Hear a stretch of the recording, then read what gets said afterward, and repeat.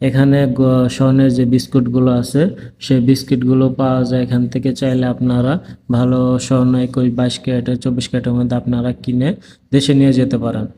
আপনারা অন্য কোনো জায়গা থেকে এখানে স্বর্ণ কিনলে অনেকটাই জিতবেন, কারণ এখানে প্রাইস অনেকটা কম হয়ে থাকে।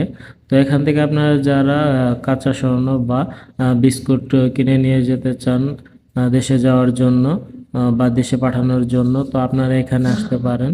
তো আমার এই বড় ভাই আজকে এখানে এসেছে স্বর্ণ কিনতে, তার ফ্যামিলি বা স্ত্রীর জন্য স্বর্ণ কিনে নিয়ে যাবে।